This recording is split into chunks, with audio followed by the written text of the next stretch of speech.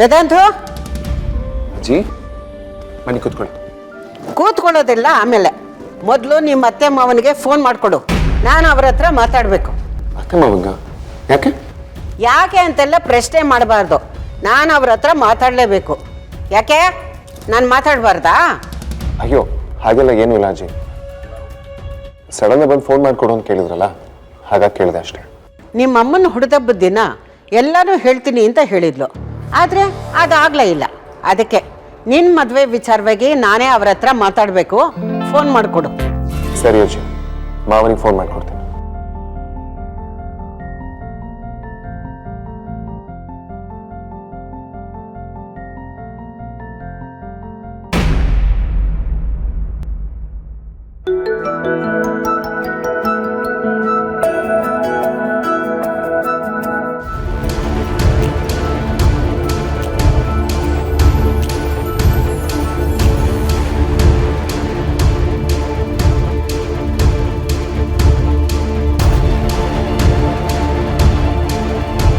ಅಜ್ಜಿ ಮೋಸ್ಟ್ಲಿ ಮಾವ ಬ್ಯುಸಿ ಇರಬೇಕು, ಕಾಲ್ ಕಟ್ ಮಾಡ್ತಿದ್ದಾರೆ.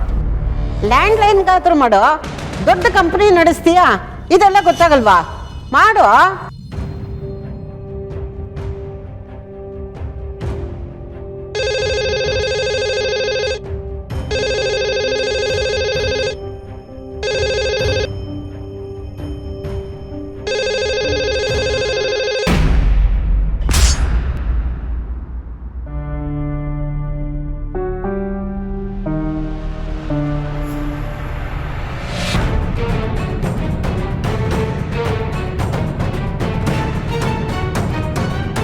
ಲ್ಯಾಂಡ್ಲೈನ್ ರಿಸೀವ್ ಮಾಡ್ತೀರಾ ಅಜ್ಜಿ?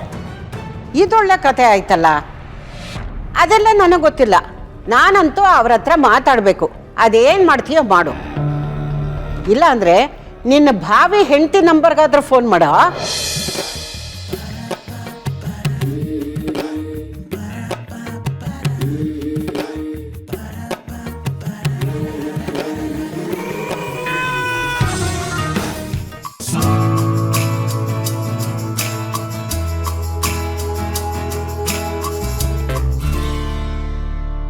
ಹೇಳು ವೇದಾಂತ್. ಏನೇ ಹುಡುಗಿ, ಗಂಡನ್ನ ಹೆಸರಿಡ್ದು ಕರಿತೀಯನ್ನೇ?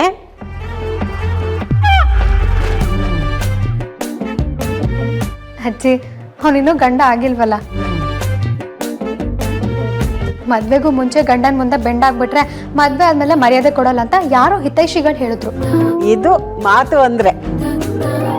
ನೀನು ಅಷ್ಟೆಲ್ಲ ಟೆನ್ಷನ್ ಮಾಡ್ಕೋಬೇಡ ಅಮ್ಮು. ಮದುವೆ ಆದಮೇಲೆ ಗಂಡಸರು ಜುಟ್ಟು ಹೇಗೆ ಹಿಡಿಯೋದು ಅಂತ ನಾನು ನಿನಗೆ ಹೇಳ್ಕೊಡ್ತೀನಿ. ಇದು ಇದು ಈ ಮಾತುಗೋಸ್ಕರ ಕಾಯ್ತಿದ್ದೆ ಅಜ್ಜಿ. ಇನ್ಮೇಲೆ ಯಾವ ಟೆನ್ಷನ್ ಇರಲ್ಲ ಬಿಡಿ ನನಗೆ. ಹುಚ್ಚುಡ್ಗಿ, ನೀನು ಮದುವೆ ಆದಮೇಲೆ ನನ್ನ ಮೊಮ್ಮಗನ ಹೆಸರಿಡ್ದೆ ಕರಿ. ನಾನೇನು ಬೇಡ ಅನ್ನಲ್ಲ. ನಿನ್ನ ಮನಸ್ಸಲ್ಲಿ ಅವನ ಮೇಲೆ ಎಷ್ಟು ಗೌರವ ಇದೆ ಅಂತ ನನಗೆ ಗೊತ್ತು. ಥ್ಯಾಂಕ್ ಯು ಅಜ್ಜಿ. ನೀನು ಯಾವಾಗ ಈ ಮನೆಗೆ ಸೊಸೆಯಾಗಿ ಬರ್ತೀಯಾ, ನೀನು ಯಾವಾಗ ಹೊಸಲ ಮೇಲೆ ಸೇರುವುದು ಈ ಮನೆ ಒಳಗಡೆ ಕಾಲಿಡ್ತೀಯಾ ಅಂತ ಕಾಯ್ತಾ ಇದ್ದೀನಿ ಕಣಮ್ಮ. ಈ ವಿಚಾರವಾಗಿ ನಿಮ್ಮ ಮನೆಗೆ ಬಂದು ನಿಮ್ಮ ಅಪ್ಪ ಅಮ್ಮನ ಹತ್ರ ಮಾತಾಡಬೇಕು ಅಂದ್ಕೊಂಡೆ. ಅವರು ಫೋನ್ ಮಾಡಿದೆ, ಆದ್ರೆ ಫೋನೇ ತೆಗಿತಾ ಇಲ್ಲ.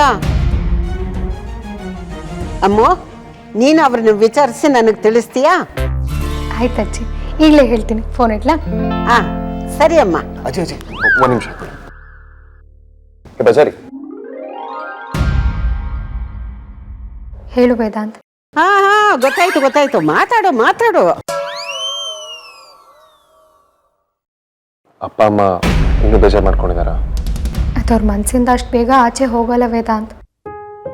ನಮ್ಮಂಥ ಮಿಡಲ್ ಕ್ಲಾಸ್ ಫ್ಯಾಮಿಲಿಗೆ ದುಡ್ಡು ಆಸ್ತಿ ಐಶ್ವರ್ಯಕ್ಕಿಂತ ಮರ್ಯಾದೆ ಗೌರವನೇ ದೊಡ್ಡದು. ನಿಮ್ಮ ಹತ್ರ ದುಡ್ಡಿಲ್ಲ ಅಂದರೆ ನಾವೇನು ಅಂದ್ಕೊಳ್ಳಲ್ಲ. ಯಾಕೆಂದರೆ ನಮಗೆ ಗೊತ್ತು ನಮ್ಮ ಹತ್ರನೂ ಇಲ್ಲ ಅಂತ. ಆದರೆ ವ್ಯಕ್ತಿತ್ವದ ಬಗ್ಗೆ ಮಾತಾಡಿ ಅವಮಾನ ಮಾಡಿಬಿಟ್ರೆ ತಡ್ಕೊಳ್ಳೋದಕ್ಕಾಗಲ್ಲ ವೇದಾಂತ್. ನಮ್ಮಂಥವ್ರಿಗೆ ಅವಮಾನ ಸಾವಿನ ಸಮಾನ. ಅಮ್ಮ ಒಪ್ಕೊಳ್ಳೋದು ಕಷ್ಟ ಇದೆ ವೇದಾಂತ್. ಅಮೂಲ್ಯ, ಎಲ್ಲದಕ್ಕೂ ಒಂದು ಸೊಲ್ಯೂಷನ್ ಅಂತ ಇದ್ದೇ ಇರುತ್ತೆ. ನಾನು ಅಜ್ಜಿನ ಕರ್ಕೊಂಡು ಮನೆಗೆ ಬಂದು ಅಪ್ಪ ಅಮ್ಮನ ಹತ್ರ ಮಾತಾಡಿ ಇರೋ ಪ್ರಾಬ್ಲಮ್ನ ದೂರ ಮಾಡ್ತೀನಿ. Trust me.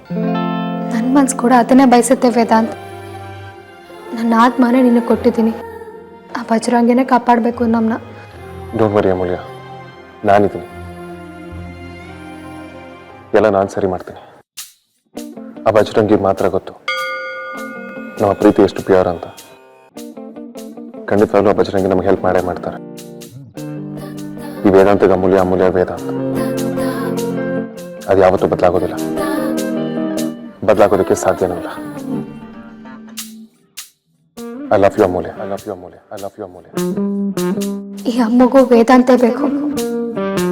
ಅವಳು ಕೂಡ ಅವನನ್ನ ಹುಚ್ಚಿ ತರ ಪ್ರೀತಿಸ್ತಾಳೆ. Love you Sulle ಪುಳ್ಳೆ, love you Sulle ಪುಳ್ಳೆ, love you ಸುಳ್ಳೆ ಪುಳ್ಳೆ.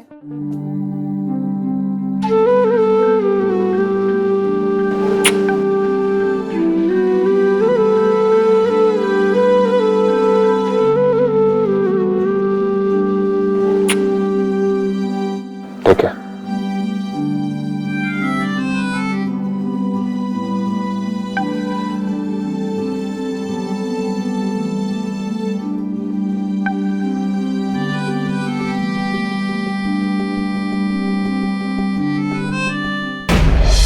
ನಾವೇನೋ ಅಂದ್ಕೊಂಡ್ರೆ ಇಲ್ಲಿ ಏನೋ ನಡೀತಿದೆಯಲ್ಲ ಆದ್ಯಾ.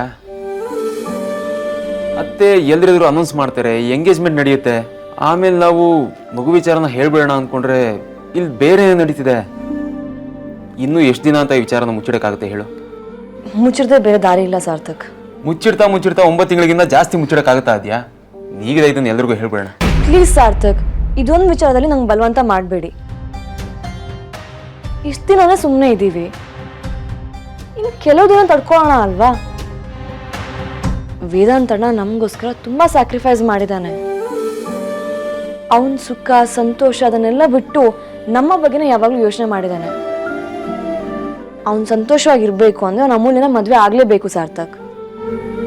ಹೇಗಾದರೂ ಮಾಡಿ ಇವಾಗ ಆಗಿರೋ ಪ್ರಾಬ್ಲಮ್ನ ಸಾರ್ಟ್ ಔಟ್ ಮಾಡಿ ಅವರಿಬ್ರು ಮದುವೆ ಮಾಡಬೇಕು. ಆ್ಯಂಡ್ ಅವರಿಬ್ರು ಎಂಗೇಜ್ಮೆಂಟ್ ಆಗೋವರೆಗೂ ನಾನು ಈ ಮಗು ವಿಷಯನ ಅವ್ರಿಗೆ ಹೇಳೋದಿಲ್ಲ ಆ್ಯಂಡ್ ಹೇಳೋಕ್ಕಾಗೋದೂ ಇಲ್ಲ.